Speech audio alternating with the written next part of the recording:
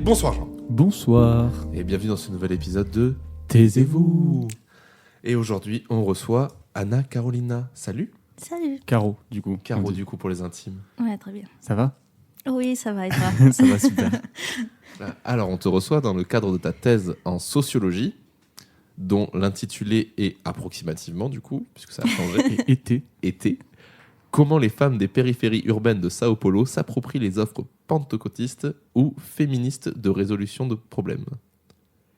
Alors, à savoir que sur thèse.fr, il y a une énorme faute d'orthographe dans l'intitulé de ta thèse. Ah bon? Ils ont mis s'approprie EN. Ah oui, s'appropriant. Ah? Il manque un T. S'approprie. Et donc, du coup, tu nous disais que ce titre avait évolué. Oui, en fait. Pas autant que ça. Il a un peu été modifié. Oui, en fait, ce que j'ai mis, c'est... Mais voilà, justement, c'est notre refuge. Ça vient d'un entretien que j'ai fait avec des femmes. Enfin, voilà, j'ai fait énormément d'entretiens. Et donc, ça vient d'une femme qui disait voilà, que l'église, dans le cas, l'église où elle va, c'était pour elle et pour les autres femmes qui étaient.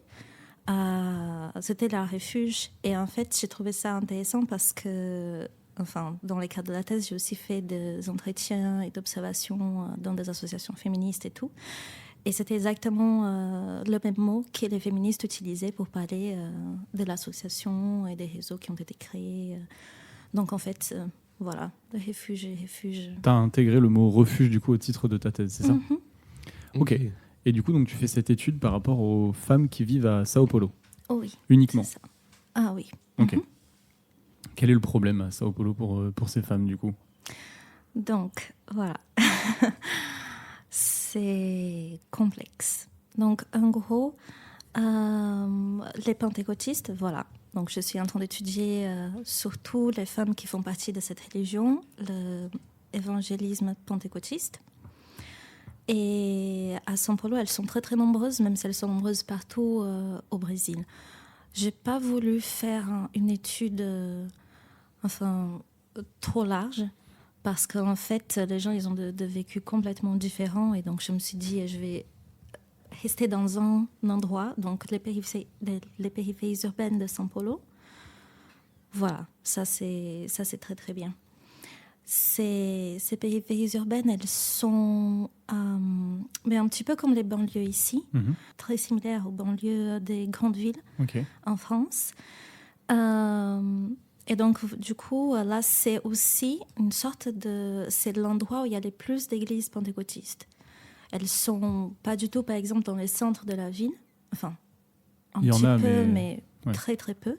Et en fait, quand on voit une carte de la ville de São Paulo, on voit que c'est vraiment dans les périphéries de la ville. Et il y a énormément de ces églises-là. Donc, en fait, j'ai essayé de suivre un petit peu ces mouvements, quoi. Et c'est quoi le pentecôtisme, du coup, pour les gens qui ne connaissent pas? Moi, par exemple, je ne connais pas du tout. Donc voilà, le pentecôtisme, c'est une religion chrétienne et protestante, en fait. C'est issu donc de la Réforme et tout ça. Et le pentecôtisme, il est arrivé au Brésil au tout début du XXe siècle. Il a été surtout amené par des Suédois. Et donc, ces courants du protestantisme, il va se focaliser sur le Pentecôte. Dans la Bible, c'est lorsque les prophètes, ils ont reçu le Saint-Esprit et du coup, ils font des miracles, ils parlent dans des langues qu'ils ne sauraient pas parler. Et ils font aussi des prophéties.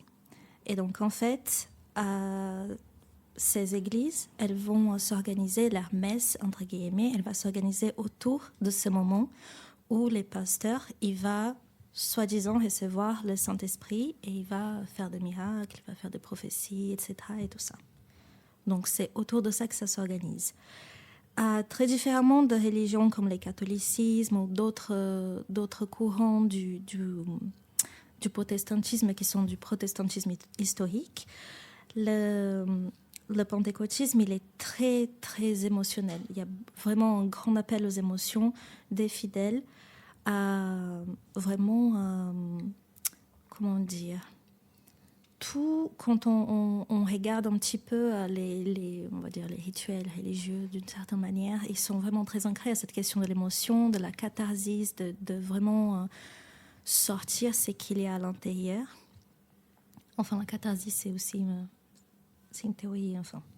Ouais, on a saisi l'idée, ouais, t'inquiète. Voilà. Et quoi d'autre? Et aussi sur la libération du mal.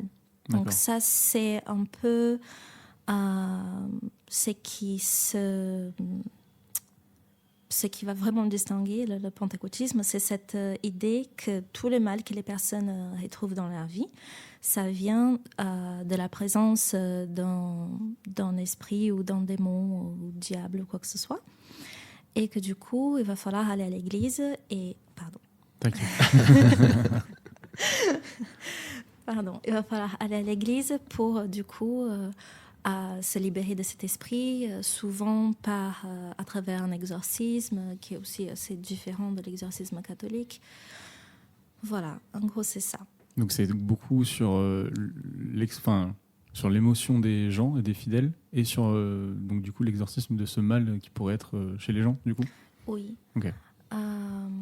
Donc du coup, ce qui m'intéresse là-dedans, dans cette religion, c'est le fait que, en fait, c'est au Brésil et un peu partout, en fait. Ils sont très, très, très conservateurs. Ils sont limite racistes, assez misogynes.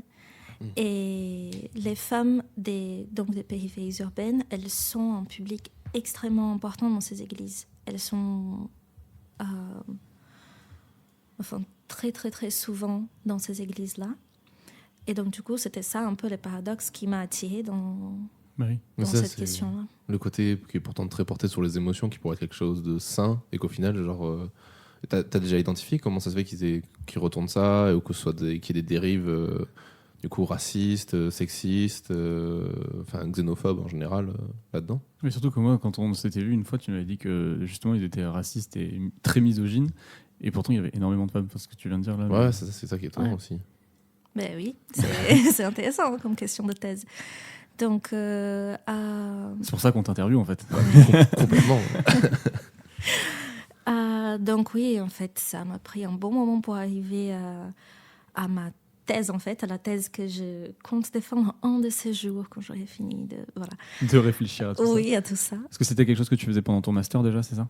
Oui, j'avais déjà commencé un petit peu dans le master, mais j'avais pas du tout fait d'ethnographie, en fait. Je n'avais pas fait le travail de terrain, dans les entretiens avec les personnes et tout. Donc, en fait, ma théorie, c'est que, la question entière, c'est pas seulement pourquoi elles vont dans les églises, mais aussi si elles ont des problèmes qui sont très liés à leur position sociale, aussi en tant que femme et aussi en tant que femme noire ou métisse, enfin perçue comme noire et métisse. Quelles sont les autres offres, en fait? Qui d'autre est là pour essayer de le soutenir, essayer de les aider, autre que l'Église? Et en fait, en faisant un travail d'observation et des entretiens, du coup, aussi avec des associations féministes, j'ai vu c'est assez intéressant parce que les problèmes qui sont apportés par ces femmes-là, je généralise bien sûr, à l'Église et aux associations féministes, c'est les mêmes problèmes. Ce sont des problèmes de conjugalité, des problèmes de violence, des problèmes de pauvreté, de discrimination, et ça, c'est les mêmes problèmes qui vont apporter soit d'un côté très ancré dans le réel, très politique, avec donc un mouvement qui va essayer de répondre à ça d'une manière sociale, d'une manière vraiment très matérielle, très concrète, et à ces églises-là qui vont du coup proposer des solutions qui sont spirituelles, cette question de l'exorcisme, tout ça. Et donc, et ça peut paraître de fausses solutions, du coup, de la part de ces églises, ou ça reste quand même des solutions viables? bon, c'est que moi, je pense... Oui, voilà. avec le recul nécessaire de... Voilà. Pour les personnes, enfin, quand on les interroge, pour eux, c'est vraiment de vraies solutions. Et en fait, pour certains cas, enfin, certaines personnes que j'ai pu interroger, ça a marché. Aller à l'église, faire leur conversion religieuse et de leur famille aussi, ça a vraiment amélioré leurs conditions de vie, ça les a aidés à améliorer leur vie. Mais pour moi, voilà, c'est que en fait, ces solutions, elles restent largement symboliques. Donc, elles vont être plus... elles vont pas avoir vraiment un impact direct sur les vies des personnes, leurs conditions de vie matérielles et concrètes autour d'elles. Mais elles vont les aider à changer d'attitude, par exemple, par rapport à des problèmes qu'elles trouvent. Et voilà, donc ce sont des solutions différentes pour des problèmes similaires qui sont proposés par ces deux types de... Donc, ce que j'appelle un système de support ou alors, voilà, offre de résolution de problèmes. La chaudière te qui est de coupe. retour. La chaudière qui grésille, C'est ça. ça. Elle grésille. En fait, ça fait longtemps qu'on n'a pas enregistré ici. Et L'hiver. Du coup, l'hiver en plus. Et en fait, elle coupe tous les doctorants tout le temps. Oh. Donc, voilà, c'était notre 4e interview, le 3e intervieweur. C'est ça. Et donc du coup, tu dirais, je le dis à ta place, donc je suis pas sûr de ce que je vais dire, mais donc en fait, ce seraient des solutions qui sont apportées, mais qui résoudraient pas leurs problèmes à 100%, et qui pourraient en créer d'autres aussi, du coup, vis-à-vis de ce racisme et de cette misogynie qu'il y a dans ces églises. Ben voilà. La question du racisme et de la misogynie, c'est que ça va jouer beaucoup sur, en fait, des études précédentes. Ont découvert que la plupart des femmes qui vont à l'église, leur problème principal, à ces églises-là, aux églises pentecôtistes, leurs problèmes principaux sont des problèmes liés au rapport de genre dans leur mariage et dans leur famille. Donc, il y a toute la question de la violence ou d'infidélité, ou enfin, surtout ça. Des problèmes des maris avec des addictions aussi, ou des enfants. Et c'est surtout ces soucis de l'ordre de la sphère familiale et des rapports de genre qui vont les amener aux églises. Et donc, ce que l'Église elle propose comme solution, en fait, pour les femmes, c'est une méga hyper subordination au mari. D'accord. Voilà. Et dans ces cas-là, pour apaiser ces rapports à l'intérieur de la maison, en fait, les relations, etc. et tout ça. Donc, ça va être vraiment, il faut que les femmes, elles soient... ce qu'ils appellent les femmes vertueuses. Donc, oui, c'est... Quel enfer. Oui, c'est... Ouais, t'as dû en voir des sacrés quand même. Ok. Oui, c'est bon. Et donc, du coup, ça passe aussi, donc cette question des rapports raciaux aussi, j'essaye Oui, bien sûr. d'englober tout. Que, en fait, cette femme vertueuse, voilà, entre guillemets, cette image-là qui est citée, elle est très liée à une image spécifique de féminité blanche. Donc, très, très, très marquée sur la passivité, sur la docilité, ce genre de choses. C'est que quand on regarde l'histoire du Brésil, c'est pas du tout attribué aux femmes noires. C'est pas du tout ça. Les femmes noires, ont été traitées pendant très, très, très longtemps, et encore aujourd'hui, comme voilà, des travailleuses, des femmes qui sont extrêmement fortes, qui sont presque comme des hommes, etc. et tout. Et les femmes blanches comme vraiment quelque chose qu'il faut protéger. Et donc, en fait, à l'intérieur de cette image de cette femme vertueuse c'est le modèle à être suivi, il y a donc cette question de la maternité qui est très forte, mais aussi beaucoup, comme j'ai dit, de la passivité, de la subordination, de la docilité, l'acceptation de tout. Et il faut se plier complètement à l'autorité masculine. C'était le cas aussi chez nous il y a pas si longtemps en vrai. Ouais. Enfin, Oui. et je suis sûr que c'est encore le cas dans certains milieux. Hein. Ouais, mais c'est ce qu'on va appeler, enfin moi je vais appeler un mouvement de repatriarcalisation de la société à l'intérieur de l'Église, en fait, puisque les pentecôtistes, ils ont commencé à se mêler beaucoup à la vie publique et aussi politique du pays à partir du moment où ils ont perçu les mœurs comme étant bouleversées par la femme qui va au marché de travail et tout, blablabla. Et donc, en fait, c'est vraiment dans les tournants des années 70 qu'ils commencent vraiment à créer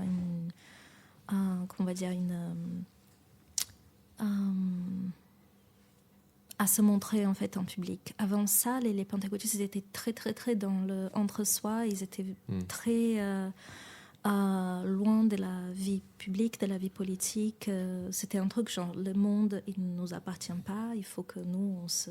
Ils avaient leur propre petit monde à eux, en fait. C'est ça. Il y avait beaucoup d'interdictions pour les fidèles pentecôtistes, même d'aller à la plage, de regarder la télé, des choses comme ça et tout. Ça fait presque un peu secte. Alors, est-ce que je sais ce sur quoi je voulais poser comme question, pourquoi parler de religion et pas de secte à ce niveau-là, en fait? Est-ce qu'il y a une différence qui déjà étymologique que j'ai pas? Oui, parce que nous on juge sans avoir les... Voilà, après c'est pas pour apporter un jugement en disant mais c'est une secte, c'est plus quelle différence en fait? Je crois en fait que... Après je me suis pas du tout approfondie là parce qu'en fait au Brésil c'est accepté d'une manière très très très... normal. Oui, c'est très normal. Ok, ouais. C'est... donc franchement, pour moi, on pourrait dire que c'est une religion fondamentaliste, mais je pense pas vraiment que ce serait un secte, et surtout aujourd'hui, parce que du coup, à partir de ces tournants-là des années 70-80, ça a énormément changé. D'accord. Et donc du coup, il y a beaucoup d'églises qui ont renoncé à ces règles hyper rigides, tout ça, et... Oui, il y a eu une évolution de cette religion. Ouais, mais surtout dans le... Du coup, avant les années 60-70, comme tu disais, c'était chaud, plus un mouvement sectaire, du coup, à l'époque. Ouais, ils étaient très, très... Enfin, ils n'étaient pas nombreux du tout. Ouais. Et donc, en fait, on ne le voyait pas. Et surtout s'ils se cachaient un peu, en plus. Ouais. Et moi, j'avais une question. Est-ce que tu compares avec d'autres religions qu'il y a au Brésil ou tu te concentres vraiment que sur les pentecôtistes? Non, je me suis concentrée vraiment que sur les pentecôtistes parce qu'ils sont tellement nombreux et ils sont tellement dans une prise de pouvoir. Ça représente folle. Combien à peu près? Je sais pas, si tu as des chiffres ou quoi? Alors, des pourcentages? Le dernier recensement, c'était en 2010. Donc en fait, ça a beaucoup changé depuis. Ah ouais. Mais c'est un recensement qui montre entre 1990 et 2010 une augmentation des gens. 60 millions de personnes, un truc comme ça. Ils sont passés de je crois, 9% à 22% de la population totale. Ah ouais. Oui, donc on s'imagine que ça continue à augmenter, quoi. Oui. Ok. Il y a eu un essor de cette religion avec l'arrivée de Bolsonaro ou des choses comme des mouvements plus récents au Brésil qui auraient pu amener à ça aussi. Oui, il y a beaucoup de... Enfin, même avant Bolsonaro, je pense qu'en fait, la prise de pouvoir par Bolsonaro, c'est un peu une conséquence aussi de la prise de pouvoir par les pentecôtistes. Que ça a commencé à ces moments-là, années 80, 90 et tout, et ça n'a pas cessé d'augmenter. Et... Enfin, c'est une base électorale assez importante parce que déjà au Brésil, le vote il est obligatoire. Donc, il y a des églises. Alors, je ne dis pas du tout que c'est toutes les églises, mais il y a beaucoup d'églises pentecôtistes qui, du coup, on avait le pasteur qui, du coup, supportait Bolsonaro et qui demandait à ses fidèles de voter. Ouais. Okay. Ah ouais, donc en fait, c'est clairement de la manipulation. Ah bah dis donc, t'as mis le doigt dessus. Oh bah je dénonce, voilà. Non, mais, excusez-moi, ce ne serait pas de la manipulation. Si. C'est intéressant parce que le prochain épisode, la personne qu'on reçoit, c'est sur la politique et la masse. Donc ça va être intéressant aussi de parler de ça avec... Que des sujets pas du tout sensibles que nous traitons en ce moment. Oui, on marche un peu sur des œufs, ouais, clairement. Et qu'est-ce que j'allais dire? Donc du coup, tu disais que ton étude, tu la faisais sur le terrain. Ça fait combien de temps que tu as commencé ta thèse et tu es allé souvent au Brésil ou tu fais des interviews par téléphone ou par Zoom, des trucs comme ça? Ouais, ça fait. J'ai commencé en 2017, la thèse. Et donc, j'ai fait un terrain en 2018 de 6 mois. Ah ouais, t'es resté 6 mois au Brésil? Ouais. Après, ça va, je viens de là-bas, donc je suis restée chez mes parents. Non, mais pour ta thèse, c'est trop bien de rester autant de temps parce qu'on a reçu des gens qui passaient que quelques semaines sur le terrain quand c'était à l'étranger, ou un mois grand max. Ouais. Toi, tu peux y rester 6 mois quand même. Ouais. Après, pour moi, ça a été aussi. J'ai fait aussi une co-tutelle avec l'Université de São Paulo. D'accord. Donc, j'étais reçue là-bas, etc. J'avais des cours et tout. Donc, j'ai fait ça pendant 6 mois en 2018 et puis 6 mois en 2020. Sauf qu'en 2020, ça n'a pas beaucoup marché parce que. Voilà, Covid. Bah, bien sûr. Du coup, toi, t'es brésilienne, du coup. Oui. Ça t'a aidé, du coup, je suppose, ça pour mener tes enquêtes. Oui. Parce que moi, au début, je me fais ma réflexion, je me suis dit, pourquoi nous, Français, on se pose ces questions-là là-bas? Ouais, non, mais c'est pas. Mais, du coup, t'es brésilienne de base, et du coup, ça faisait longtemps que tu réfléchissais à ce sujet ou... Je pense que pas autant que ça. Après, vous savez, moi, j'ai été dans une église pentecôtiste quand j'étais toute petite. Ok. Ouais. Pendant, je pense, 2-3 ans, ma mère, elle y allait et j'allais avec. Et donc, en fait, j'ai beaucoup de souvenirs un peu bizarres de cette époque-là. Pas de méga bons souvenirs par rapport à ces églises-là. Enfin, Oui, c'est vraiment un juste truc que t'en dis, c'est pas... calé sur la peur. Enfin, pour Ouais. moi, c'était ça. Vraiment la peur du diable et des choses comme ça et tout. Pas génial. Et quand j'étais en Master 1, j'ai commencé à m'intéresser à ça, en fait, mais juste parce que, d'une manière un peu aléatoire, j'ai pris un livre et qui parlait... alors, je ne me souviens plus du tout le nom de l'auteur, mais ça s'appelle Les Bonnes de Rio. Et c'est sur les employés domestiques à Rio de Janeiro. Et donc, j'étais en train de lire ça un peu. Et j'ai adoré, en fait. Et je trouvais ça hyper, hyper intéressant, les rapports que ces femmes avaient avec la religion et qui a été très, très bien expliqué par l'auteur, qu'après, j'ai cherché son nom. Mm-hmm. Voilà. Et donc, du coup, c'est là que j'ai commencé à réfléchir, en fait, à cette religion-là. Et je pense que tous les Brésiliens, ils ont une image très, très parfaite, d'une certaine manière, très visible de ce qu'est le pentecôtisme. Parce que c'est très, très, très visible. Ils sont partout en train de dire qu'on va tous aller en enfer. Ouais. Et donc... C'est ce que tu m'avais dit, ouais. Voilà. Et donc, ça n'a pas été très difficile de faire le saut vers j'aimerais bien étudier ça, et surtout dans les cas des femmes, parce que voilà, dans le livre, c'était des femmes des ménages et tout ça, et certaines d'elles allaient à ces églises-là. Et j'étais genre, mais c'est vrai que ça fait pas trop de sens, quoi. Ouais, et ça vient de là. Donc, à partir de mon Master 2, j'ai commencé à m'intéresser à ça aussi. Et ces femmes que tu es allée rencontrer sur le terrain, elles avaient du mal à en parler Et c'était que des femmes qui venaient des églises pentecôtistes, ou tu avais des femmes qui étaient aussi dans des associations féministes, t'as dit ? Ouais, c'est ça. J'ai fait 45 entretiens. Donc, 45 entretiens. Wow. Ouais. J'ai fait, je pense... alors, je ne me souviens plus, mais je pense 27 avec des femmes qui... Soit à l'époque de l'entretien, elles fréquentaient une église pentecôtiste, soit elles avaient déjà fréquenté, et les autres avec des personnes qui n'étaient jamais allées, et que soit des gens qui étaient d'autres religions, soit des gens qui n'avaient pas du tout de religion, mais qui avaient un rapport avec le féminisme. Donc des gens qui faisaient partie d'associations ou juste que se considéraient comme féministes. Et toi, ton but, c'était d'avoir plutôt des témoignages, ou plutôt d'aller... questionner ces personnes qui étaient dans la religion pentecôtiste et de les interroger sur le pourquoi ils étaient dans cette religion, pourquoi ils le vivaient, etc. Ouais, c'était surtout de comprendre ces paradoxes. Et en fait, ce que j'ai découvert, c'est que pour eux, il n'y a pas vraiment de paradoxe. Ouais. Il n'y a pas du tout cette... alors, je dis pour eux, je généralise, bien sûr. Mais pour les gens que tu as interviewés, en tout cas. Beaucoup de femmes que j'ai interrogées, elles n'avaient pas du tout une notion... Elles n'avaient pas une lecture de la vie, du monde, d'une manière sociale. C'est-à-dire, ils ne voyaient pas du tout... c'est que nous, en sociologie, on essaye... on voit tout par ça après un moment. De manière sociale, tu veux dire? Ouais, ça, avec énormément de recul. En plus. Après... en termes de, voilà, il y a des variables qui expliquent des comportements, etc. Donc, il y a des variables de classe, de genre, d'ethnie, d'âge et tout, qui vont expliquer certains comportements, enfin, qui vont influencer, voilà. Et donc, du coup, pour eux, c'était... Il n'y avait pas du tout cette lecture. Et elle ne se voyait pas du tout, genre, en tant que, genre, ah oui, bon, moi, étant une femme noire, comme ça, oh, ça fait pas de sens. Enfin, ça, c'était vraiment une lecture que moi, j'avais imposée et qui faisait aucun sens pour elle.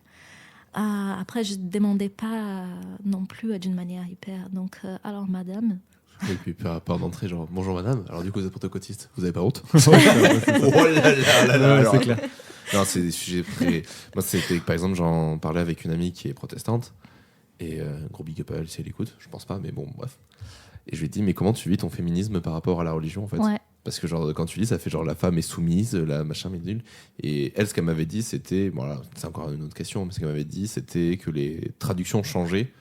Et que en fait tout ce qui c'était, enfin les vieux textes effectivement sont hyper machin, mais qu'il y a des nouvelles réécritures qu'il y a eu récemment et qui sont beaucoup plus inclusives des femmes dans la religion. Donc je sais pas, peut-être qu'il y a aussi ça qui est en ce moment, vu que c'est plutôt une religion entre guillemets on va dire jeune, je suppose, qui a beaucoup changé récemment.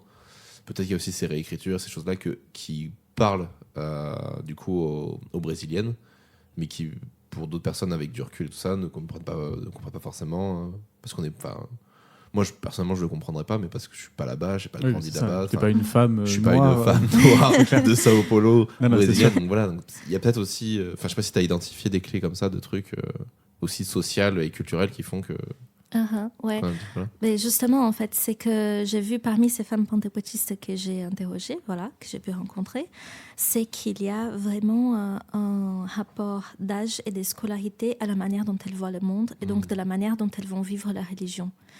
Donc, pour des femmes qui sont plus âgées et qui ont fait moins d'études, voilà, des personnes qui n'ont pas pu vraiment faire d'études, qui ont travaillé depuis très jeunes et tout, elles vont avoir une vision du monde qui est genre presque pas du tout ancrée sur sur ces marqueurs sociaux qu'on utilise en sociologie et ailleurs. Et du coup, pour elles, il n'y avait pas du tout cette question, même certaines ne savaient pas du tout ce que c'était le féminisme, voilà.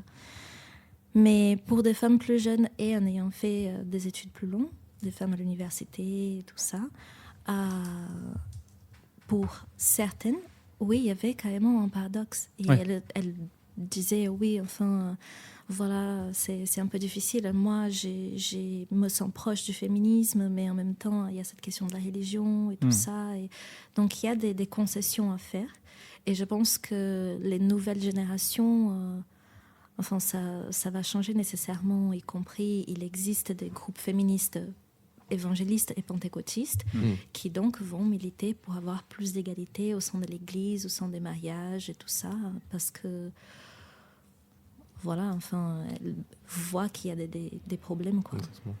C'était une question que je voulais te poser sur le ton de la blague, mais en fait, ça me paraît très sérieux. Sur le ton de la blague. Ouais, bon, parce que de blaguer, en fait, vas-y. Non, mais c'est parce qu'en fait, t'as dit, ouais, qu'ils connaissent pas le féminisme. J'allais dire, ah ouais, mais c'est quoi le féminisme? Et en fait, vraiment, c'est quoi ta définition du féminisme dans le cadre de ta thèse? Parce qu'on sait qu'il y a plein de mouvements, qu'il y a plein de visions du féminisme. Donc, bon, je prends le féminisme comme un tout, comme un mouvement social. La lutte pour les droits des femmes. Juste comme ça. Ouais, c'est ça. Et moi, j'avais une question. Est-ce que, du coup, tu as interviewé beaucoup de femmes qui étaient de cette religion. Est-ce que tu as essayé, ou ça t'intéressait pas forcément, d'interviewer des pasteurs ou des gens comme ça? Ça peut être intéressant ou pas? Ouais, j'ai pu interroger un pasteur, un homme, et 2 femmes pasteurs. Et ça va, c'était pas trop dur? Non, ça va. En fait, c'était... mais bon, dans un des entretiens, je n'étais pas complètement dévoilée en tant que sociologue. Oui, je suis une doctorante en train de... Voilà. Ouais, bien sûr. Avec Monsieur Pasteur. Monsieur Pasteur. J'étais un petit peu... je sais pas. C'était un peu ma question là, que j'avais notée. Comment tu le vis, toi, en tant que femme brésilienne qui est... Tu es encore t'es encore croyante dans le milieu pentecôtiste ou t'en es complètement sortie? Ah non, enfin, après que ma mère a arrêté d'aller à l'église, non, je ne suis plus jamais allée. Du coup, comment tu le vis, cette thèse, en fait, toi, très personnellement? Enfin, la partie personnelle, enfin, de la thèse qui m'attend, c'est pas vraiment la partie du pentecôtisme, c'est surtout sur comme j'ai commencé à comprendre d'une manière totalement différente les rapports de genre et classe et race au Brésil, que c'est enfin, ça va paraître un peu bizarre, mais en fait, quand on est à l'intérieur, tout a l'air tellement normal. Et je pense que le fait de faire ma thèse ici en France et d'avoir, même si j'ai lu énormément d'auteurs brésiliens à propos du sujet, mais j'ai lu aussi des Français, des Américains, de tout le monde, de voir d'autres types des rapports. Voilà, justement. Du recul, du coup, sur la situation. C'est ça. Ouais. Et de voir que c'est pas toujours de la même manière. Au Brésil, par exemple, juste pour donner un exemple, les rapports de race et des classes ils sont complètement entremêlés. C'est-à-dire qu'une personne qui est pauvre, elle va être perçue comme étant métisse ou noire, plus qu'une personne étant métisse ou noire et étant genre de classe moyenne ou riche, etc. Okay, donc en fait, le concept est particulier. Ouais. Oui, c'est particulier. C'est différent de la France, c'est différent des États-Unis. C'est un truc assez... je pense que c'est très spécifique de l'Amérique latine, en fait. D'accord. Est-ce que du coup, il y a une différence, du coup, tu es en co-tutelle avec le Brésil, est-ce qu'il y a une différence fondamentale, entre guillemets, entre la sociologie qu'on étudie en France et la sociologie qu'on étudie au Brésil ? Ou est-ce que ça reste similaire ? Non, je pense pas qu'il y a vraiment une différence. Après, je pense qu'il y a une différence dans les choix de cadres théoriques qui vont orienter les thèses, par exemple. Donc, au Brésil, mais avec cette professeure avec qui je travaille dans cette université-là, dans l'université de São Paulo, et avec d'autres chercheurs avec lesquels j'ai pu parler, il y a donc une lecture très, très, très marxiste du monde social. Alors qu'ici, le marxisme, il n'est pas tellement...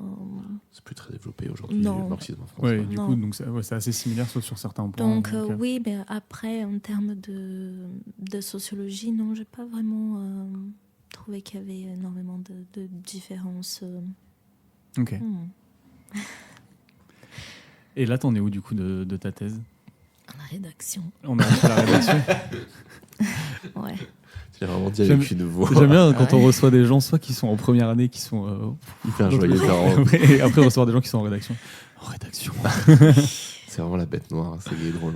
C'est horrible. C'est non, enfin, après, cette semaine, je me suis dit, je vais imprimer tout ce que j'ai déjà écrit et je vais commencer à travailler sur ça physiquement, matériellement. Je vais toucher les pages. Et alors, écrire. Ça fait beaucoup déjà ? C'est cher aussi. Non, je fais imprimer à la fac, quoi. Ah bon, ça va. Si la fac peut quand même te payer le papier, c'est oui, cool, les bureaux de doctorants, on peut utiliser ça quand même. Je sais pas, j'ai pas été jusque-là. T'as pas été doctorant ? Non. Mais on peut. Je suis retourné à la fac aujourd'hui d'ailleurs, putain, faudrait que je te raconte. Ah oui, ça va. Ouais, je suis allé à la fac aujourd'hui. Je n'étais pas retourné depuis que j'ai annulé mon inscription. Parce que de la fac t'annules pas directement, ça j'ai découvert ça aussi. Enfin bref, je s'en fous, c'est un autre sujet. Je vous en parlerai après.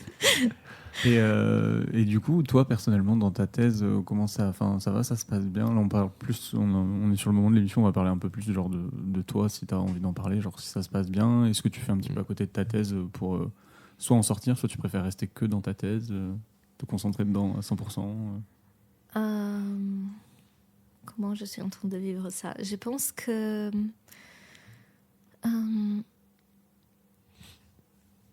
est-ce que tu es accompagné de gens déjà qui arrivent à te faire penser à autre chose ? Ou est-ce que c'est tu es toujours dans un milieu ce questionnement et tout ça ?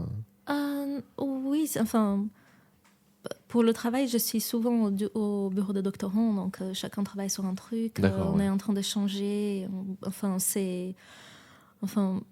Mon bureau, spécifiquement, il est merveilleux. J'adore les gens qui sont là-bas, donc à chaque fois que j'y vais, c'est hyper... Enfin, pour moi, c'est un souffle. Pour moi, je préfère aller au bureau de doctorant et discuter avec les gens qui sont que de travailler à la maison où je suis toute seule et j'ai du mal à me concentrer. Ouais, c'est normal. Tellement dur. Tu sais que tu parles. c'est très difficile, je pense. Je me dis, je sais pas, il y a 40 ans, ça devait être un peu plus facile d'écrire une thèse parce qu'il n'y avait pas Internet. Ah oui, Et donc, il n'y avait du pas coup, de distraction, tu vois. Voilà, j'ai... Enfin, Enfin, voilà. fallait l'écrire à la main aussi. Mais non, on Non, avait les je machines à écrire. Non, je rigole. Enfin, Non, il fallait écrire à la plume, à l'encre de Chine, il fallait faire importer de Chine. Mais moi, j'ai donc, trouvé dans les cartons de mon ancien labo, j'avais trouvé un papier écrit à la main avec des schémas faits à la main et tout. Ça, je fais waouh. J'ai mais pas c'est fait trop de cool. schéma à la main depuis le bac, mec. Ouais, c'est sûr. Ouais. Truc de bio là à chaque fois, quel enfer. Alors, dessine-nous une cellule, s'il te plaît. Ah ouais, la cellule encore ça va. Ok, on fera l'interro après. Ah si tu veux, mais je suis toujours très très chaud de faire des interros. Là en plus on arrive au 22e, 23e épisode qu'on enregistre. Je vais faire des On va interros. pouvoir- Franchement au 25e on pourrait chauffer, faire une interro. On reprend tous les sujets depuis le début oh. et on fait une grosse interro. Ouais, mais avec qui tout c'est le qui monde. va la faire l'interro déjà? T'inquiète, on en parlera après aussi. Et voilà. C'est pas mal. Ouais, je pense que je vis plutôt bien, mais comme... Là, c'est difficile parce que t'es dans un moment dur en fait, c'est ça? Ouais, je Ouais, pense. Ouais, normal. Mais surtout, comme je disais tout à l'heure, avant, j'ai du mal avec l'effort extrême qui c'est... Enfin, pour moi, la partie de la recherche était hyper cool. Je trouvais ça intéressant de faire les entretiens. Je trouvais ça très intéressant de toute la partie bibliographique. Enfin, si je pouvais faire que ça. C'est Ce que j'allais dire, c'est peut-être là, c'est dur, mais depuis 2017, quand même, ça se passe bien.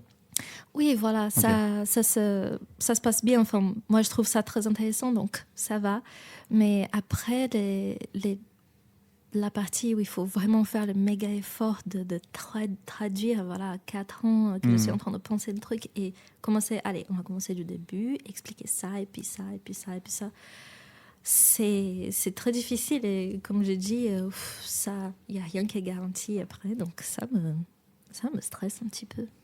Bah t'inquiète, tout va bien se passer. Il y en a d'autres qui sont passés avant toi, je pense, et ils s'en sont bien sortis. Ils s'en sont bien sortis. Si. Ils s'en sont bien sortis. Ils sont bien sortis. Oh, franchement, je me souviens en 12e année de master, je me souviens plus si on avait reçu, c'était quelqu'un qui avait appelé les anciens doctorants en sociologie qui avaient déjà fini ce qu'ils avaient fait, et enfin le doctorat, et qu'est-ce qu'ils faisaient aujourd'hui. Et en fait, il n'y avait pas beaucoup de gens qui travaillaient Dans la sociologie, tu veux dire? dans la recherche. Dans la recherche, mais en même temps, dans tout. les postes en recherche, en sociologie, ils sont pas non plus... Enfin, il n'y en a pas 1000. Non. Mais toi, Vraiment tu veux faire de la recherche après ta thèse ou tu veux... J'aimerais bien. Ah, tu veux j'aimerais continuer à bien faire de la recherche? Mais alors, si tu veux faire de la recherche, tu pourras faire de la recherche. C'est parce que peut-être qu'il y a des gens aussi qui voulaient travailler dans des associations ou des choses comme ça. Il y a d'autres moyens aussi de faire, pas de la recherche directement, mais il y a d'autres moyens d'aider et puis de faire évoluer les choses que la recherche, je pense. Ouais, c'est sûr. Genre les podcasts. Par exemple. Ah oui, par exemple. Ce qui m'intéresse énormément, en fait, je pense que c'est pour ça que je me suis orientée vers une thèse, c'est toute cette chose de l'investigation un petit peu. Du journalisme, voilà, comme tu dis, de l'investigation de terrain, du documentaire. Mais ouais, documentaire, c'est un truc qui m'intéresse Mais énormément. voilà, tu vois, il n'y a pas que la recherche. C'est vrai que ça entraîne aussi de la recherche. Bah oui, Ouais. tu as beaucoup de choses. Ouais. C'est pas parce que tu es en recherche académique que derrière, si tu veux faire de la recherche, tu es obligé d'être en académique. C'est sûr, c'est mieux puisque tu y es déjà. Mais il faut pas s'arrêter à se dire j'ai pas de poste dans la recherche académique, je m'arrête, tu vois, je vais faire autre chose. Ah non, essaie de trouver un truc où tu peux être utile dans la recherche. Je sais pas du tout ce que je vais faire. Parce qu'en plus, si t'intéresse, c'est l'investigation en tant que telle. Donc, Ouais, c'est trop que je suis très douée pour ces trucs de fouiller et fouiller et fouiller. oui, tu disais que tu étais comme une top. Ouais, c'est ça, une top. Ah, tu l'as exactement. écouté. J'ai regardé. Ouais. Voilà, justement. Quand on a dit une top, j'ai fait. C'est vrai. Ça veut dire que tu hibernes. C'est quoi le rapport? Elles hibernent les top. Aïe, Elles hibernent? je sais pas. Je sais crois. pas non plus. Moi, je crois. Enfin, ça dort en tout cas. Beaucoup. Ça vit sous la terre. Enfin, franchement, ce serait génial pour moi d'être une taupe. C'était là, tranquille et tout ça. Et puis, je fouille un petit peu, tu sais, petit article. Et puis, je dors, tu sais, avec les lunettes. Mais d'ailleurs, je m'adresse à ceux qui écoutent ce podcast. Si vous n'avez pas écouté le passage de Anna Carolina, de Caro, pardon, à ma thèse en 180 secondes, allez la voir parce que franchement, c'est, je pense, l'une des meilleures parce que c'est très touchant comparé à ce ton qui est très dans l'humour. Toi, tu as réussi à faire quelque chose de un peu drôle au début, mais après qui est très touchant et surtout ta conclusion. On est sur quelque chose d'assez grave. Ouais. Mais voilà, ça fait réaliser aux gens qui étaient dans la salle que ok, c'est hyper important sur ce quoi tu travailles. Tu vois. Moi, je me rappelle plus très bien de ta phrase de conclusion, mais tu parlais de quand il n'y a aucune main qui sont tendues à ces femmes, elles se tournent forcément vers celles qui tendent la main, et c'est souvent ces églises, malgré ce qu'on en dit, quoi. Ou toi. Enfin, les chercheurs, du coup. Ouais, bon. Entre guillemets. Oui. Ok. Et du coup, on écoute la version de Bordeaux ou la version de La Rochelle? Ah, c'est quoi ta préférée, toi? De Bordeaux. Bordeaux. Ouais. Ok. Bon, bah, allez, Est-ce que écoutez t'es à celle de l'aise, Bordeaux, du coup. Oui. Mais La Rochelle, c'était particulier. On m'avait dit que On m'a vous dit que c'était deviez stressant, passer à la chaîne, c'est ça? Oui. Enfin, ouais, c'était Alors un que peu Bordeaux, on dur, était tous là avec toi. Il n'y avait pas de public, C'est quoi, ça. apparemment. Il n'y avait pas de à La Rochelle. public, donc ouais, c'était pas pareil. À Bordeaux, je pense que c'était beaucoup plus chaleureux, en fait. Oui, on était entre nous, quoi. Ouais, c'est ça, oui. Donc, ouais, j'ai mieux souvenir de quand on a passé à Bordeaux. Ok. Est-ce qu'on a tout dit sur ta thèse? Ou est-ce qu'on a tu des veux choses rajouter encore à quelque chose ajouter? Tu te mets à danser derrière ton micro. Oui, Ça va, t'es moins stressé, du coup? un petit peu. Tu vois, c'était pas si pire. Puis on a fait 45 minutes d'interview, hein, quand C'est même. pas mal, On déjà. a bien parlé. Hein. Ah, très bien. Est-ce que du coup, avant de passer à son interro sur ton sujet, parce que du coup, on doit résumer un petit peu ton sujet, est-ce que tu aurais des choses à rajouter par rapport à ça, des choses qu'on a oubliées ou des choses que tu as envie de dire sur ta thèse? Non, je crois pas. Ok. Non, je me souviens pas. Je D'accord, pense que c'est tout. super. Tu veux lancer le jingle? Ouais. Jingle. C'est l'interro de Robin.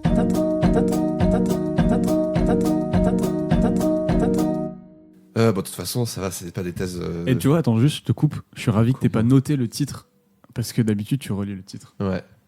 Mais en vrai, là, ça va parce que on a bien expliqué. Et Oui, puis en plus, c'est notre petit jeu à nous, comme on disait la dernière oui, fois. voilà, c'est complètement. Moi, de ce que j'en ai compris de ta thèse, en fait, c'est un peu plus ça, mon interro. C'est ce que j'en ai compris, est-ce que je l'ai bien compris? Ce que j'en ai compris, c'est que du coup, tu vas t'intéresser du coup à ces femmes brésiliennes qui sont dans des favelas, du coup, ou pas du tout? Souvent, oui. Souvent, ouais. Donc, qui sont dans les favelas et qui sont un peu. Qui peuvent être perdus ou qui sont dans des questionnements et qui se retournent du coup vers le pentecôtisme. Et ta question, c'est pourquoi elles vont vers là-bas et d'étudier ça de manière sociologique, donc par la culture, le social et tout ça, quoi. Oui, en gros. Voilà. Ouais. Ok. Ben voilà, c'était ce que j'avais à dire. C'était surtout aussi le paradoxe du fait que ces églises sont très Bien sûr. racistes et misogynes, et pourquoi elles vont vers là alors que justement c'est souvent des femmes noires, du coup, enfin noires ou métisses, pardon. Ouais, c'est ça. Tout le paradoxe, voilà, c'est ça, tout le paradoxe entre les problèmes féminins et le non-féminisme de ces proposé par cette église. C'est ça. Venez chez nous, on vous déteste.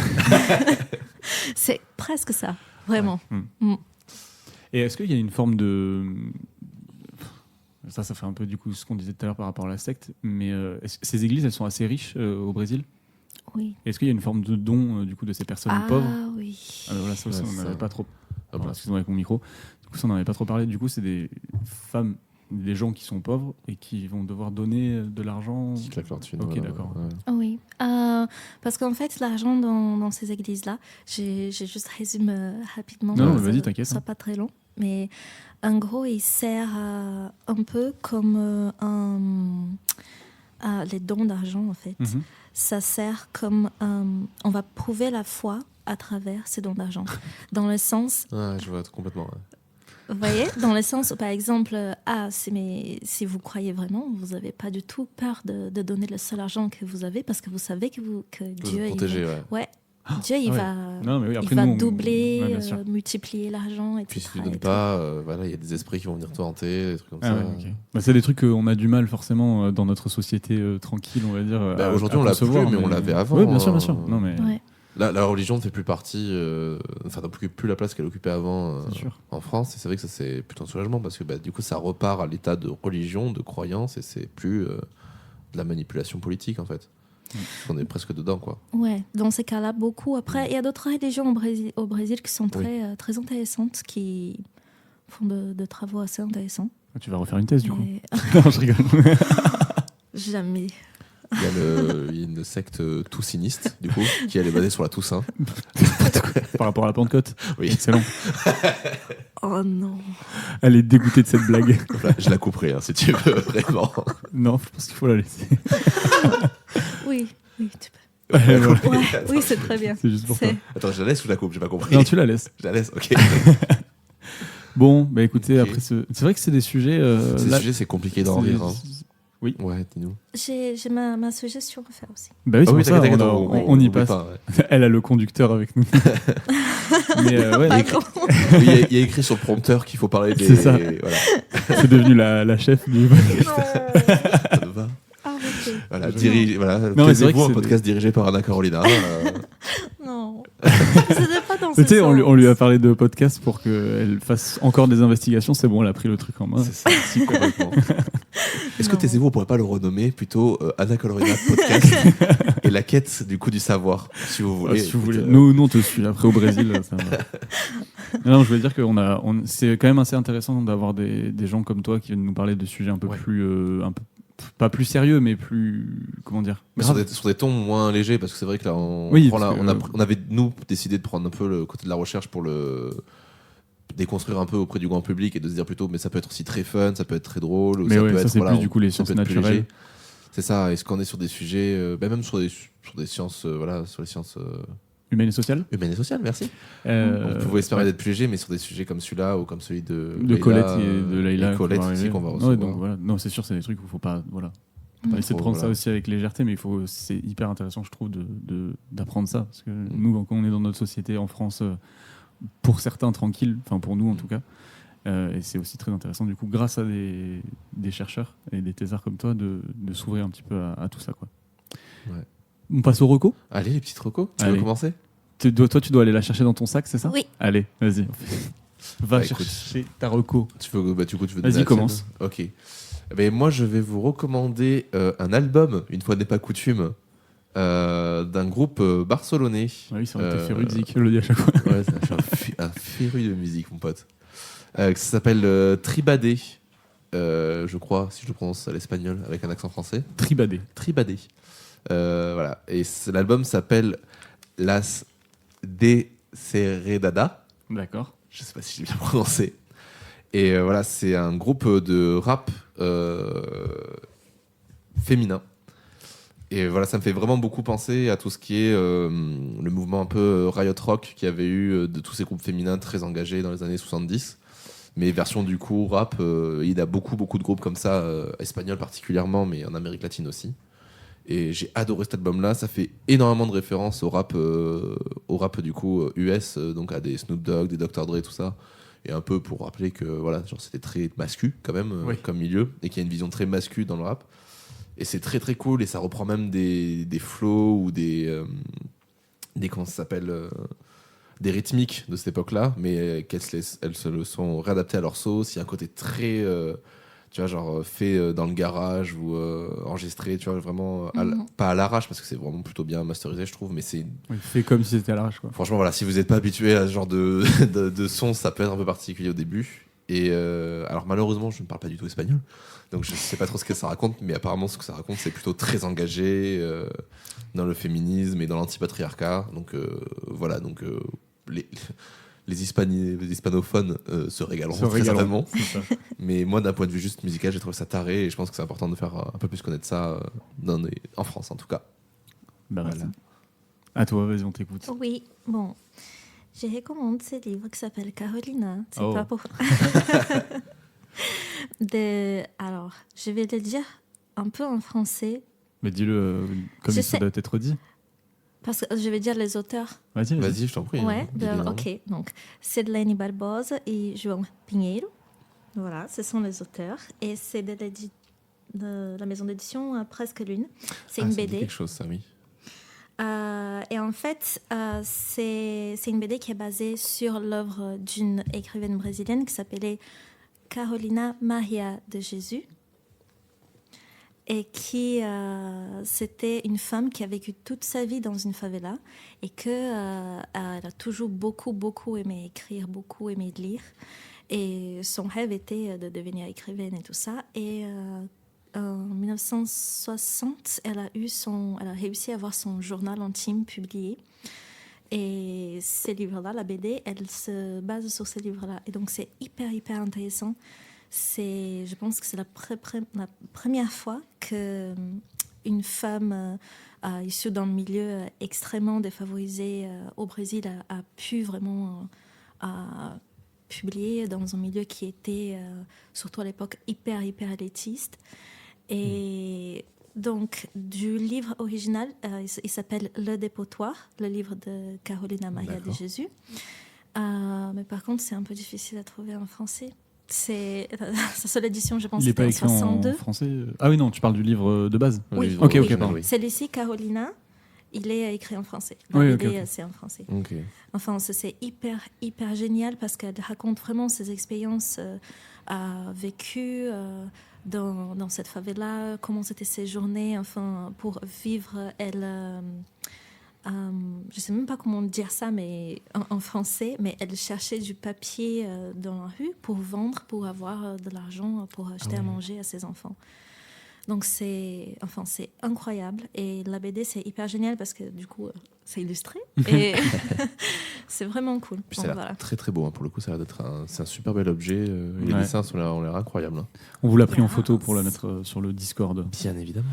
Du coup, moi, vos recommandations sont tellement dans le thème que la mienne, elle est pas du tout. Mais c'est juste, moi, c'est un artiste dont j'avais déjà parlé, il me semble, et qui me touche beaucoup dans ce qu'il fait. C'est Palatine. Ah oui. Et oui, encore. Encore et toujours, mais bon. Mais en fait, je recommande aussi parce que on a fait un court-métrage et j'avais demandé via Instagram si on pouvait utiliser une de ses musiques. Il m'avait répondu, il était hyper gentil et tout, donc voilà. Et il a sorti un EP là il y a pas longtemps avec 5 chansons qui sont vraiment super. Et du coup, je vous recommande de les écouter vivement parce que c'est un très bon chanteur français, très bon musicien. Enfin, ils ont un groupe de musiciens, ça. Il chante en anglais et en français. Et là, il a fait plus de chansons en français qu'en anglais cette fois. Ouais. Et voilà. Et moi, ça me touche énormément, donc je vous recommande d'aller l'écouter. C'est quoi le nom de l'EP ? Talismanie. Talismanie. C'est vrai que je l'ai pas dit. Donc voilà, Talismanie. Ok. De Palatine. Ben, on ira écouter ça, on mettra le lien sur le Discord. Voilà, on va essayer de penser. Comme des gentils garçons, comment dire, assidus. Assidus, exactement. Attends, d'ailleurs, j'aurais pu me noter, si j'ai été intelligent, le moment où on met les recos pour que j'ai pas à les chercher après. Mais bon, c'est là, pas grave, tu fais ça moins 5, je pense. Ça moins 5, on va dire vers 22, 52. Hop là, voilà. Super. Hop là. Eh bien, en tout cas, qu'est-ce qu'on fait ? On se dit à bientôt ? Ben non. Ah oui, non, allez écouter les épisodes. Voilà, on vous recommande d'aller écouter les autres épisodes de Taisez-vous si jamais vous découvrez ce podcast maintenant. Vous pouvez tout retrouver sur Discord, Deezer, Apple Podcast. Je suis fatigué, ok. Non, c'est faux. En plus, je suis pas du tout fatigué, je suis juste entremêlé. Voilà, donc Deezer, Apple Podcast, tout ça. Si jamais vous avez l'occasion, on vous demande aussi, si possible, de mettre un petit 5 étoiles et des commentaires. Ça nous aide pour le référencement. Ça prend 2 secondes et ce serait trop bien. Sur Apple Podcast, en tout cas. À vous abonner sur les plateformes pour être tenu au courant des prochaines sorties d'épisodes. Et venir nous rejoindre sur Instagram aussi. Venez nous rejoindre sur Instagram. Taisez-vous. Presque 600. Ah, c'est vrai. Ouais, oui, c'est vrai. Déjà. C'est bien. Hein. Ça va vite. Hein. Je suis presque un influenceur. Plus que 400. N'importe quoi.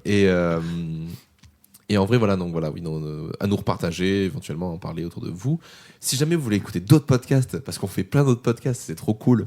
On a toujours dans les bons coups, qui est disponible, voilà, sur Audio Mori et Divine Féminine, qui sont les podcasts que j'anime à côté de Taisez-vous. Et Jean anime Parlons Sensibilité.